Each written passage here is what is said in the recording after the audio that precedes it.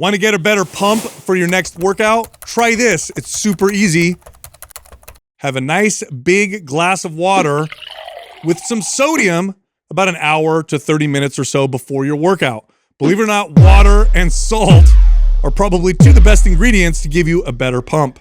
I remember magical. I remember when I figured this out. This didn't happen for me until competing days, until I was like tracking water and salt and realized like, oh my God. And you know, I know supplement companies hate to hear this because it's cheap stuff. Yeah, I mean the market Household for items. explode. You know, your nitrogen oxide and your creatine market is massive. One of the reasons why we love creatine, aside from the energy that you get from it, is the massive pump that you can feel. But nothing, in my opinion, compares to water loading and sodium loading. And I would say more than a glass of water. So my kind of formula before getting into my workout at noon or 1, that's when I kind of trained, was could I get a half a gallon of water down? And then back then, this was before we had a partnership like LMNT.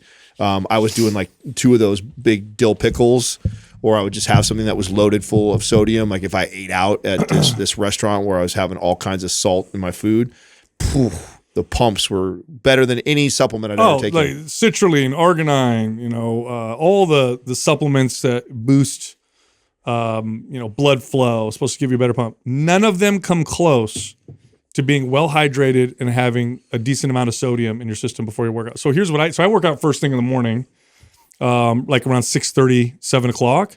So I don't even eat, right? So it's not like a carb load or anything like that. I don't have any food. I'll have one of these filled with water. So let me see how many ounces this is. Something like this is 32 ounces. So I'll make sure I drink 32 ounces of water, and I have a full LMNT packet in here. Yeah. And LMNT is about 1,000 milligrams of sodium.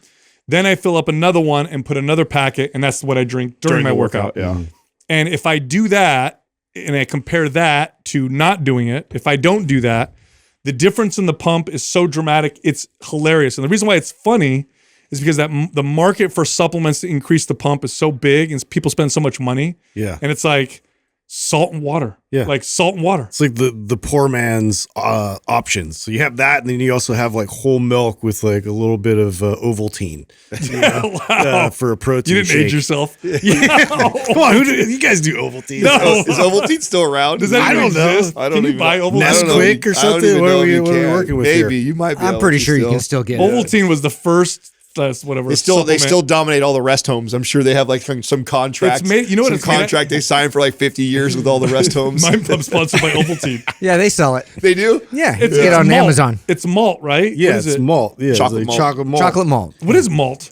It's from barley, I believe, or it's from wheat or barley. It's some type of I don't know. Bro, exactly what it literally, you just told people to drink dairy with gluten. is. Basically, I mean, isn't that diarrhea. what like crappy? Terrible gut right there. Well, you know what's crazy It's a about your gut bomb. advice, Sal, that you get, because I'd take it even one step further. You're going fasted, which is amazing that you still get this massive pump even without really any glycogen, right? Yeah. Like, I mean, you're super I have the dinner from the night before. Yeah, but I mean, that's minimal in comparison to like you actually loading. I bet if you actually did everything you're doing and you had like 70 grams of carbs real quick before, Yes, I would. You would feel a crazy. in the rare moments when I can work out later in the day, which is what I love, it just doesn't happen because it's just it's impossible with kids and work and all that stuff. But if I can, then yeah, if I have like a meal or two, hours before, plus I make sure I'm well hydrated, plus I have good sodium, then the pump is Yeah, You if get you your want- pre-workout just black coffee. Boom. a fun experiment for I got more tips. the young people that are probably listening to this that would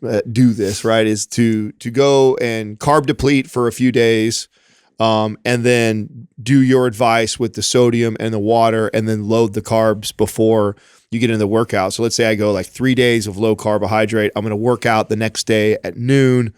That night, I'm probably having a big meal with lots of carbohydrates. In the morning, have another one, and then a mid morning before my lunch, like an hour before my workout, hour and a half before, another large carb meal with all that water and sodium, and you'll have one of the craziest pumps you've ever had. Now the pump itself does seem to signal muscle growth.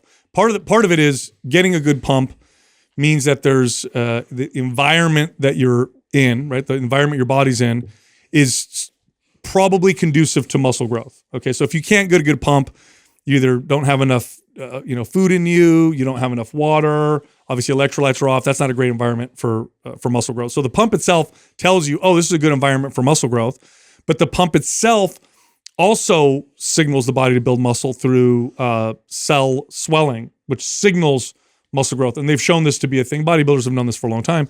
So, it's not going to outweigh a good workout or anything like that. But let's say you're doing everything right. And then you say, okay, what else can I do to maximize my gains? Hydrate yourself, have some sodium. LMNT is great because it tastes good and it's easy to put in your water. Plus, it's got a little bit of magnesium and potassium, which balances out the sodium. And work out. Try 30 ounces of water about an hour or so before your workout with the sodium, which is 1,000 milligrams of sodium. So if you don't want to go the LMNT route and you want to just use salt, fine, 1,000 milligrams. And watch what happens. Compare it to when you don't do that. It's pretty wild. I did it this morning. I'm like, oh my gosh, it's so crazy. That's the signaler then, huh? Is the cell swelling. So something like a BFR, that would be like the main indicator for muscle growth. No, that's part of it. BFR that's also has a waist. restricting the fluid coming back out, right? That's what that is. Well, yeah, but the cell Yeah, but it's swelling. just the waist buildup. Yeah, the waist buildup is part of it also, though. Yeah. So BFR is like on a whole nother category. But just the pump itself can plus there's a psychological benefit, right? So when you work out, that psychological benefit of the pump, which people love, if you're trying to develop a body part and then it swells and you could see this temporary muscle growth, it's temporary because the pump is transient, but it looks good, it feels good. And I argue, and I used to do this with clients, if you have a muscle that's hard to feel, like hard to connect to, if you get it pumped, then it becomes easy to feel in your workout. So whenever I trained a client who had a tough time, let's say feeling their glutes or their lats or their pecs or whatever, Pump it. yeah, I would usually we get it in a pump. They just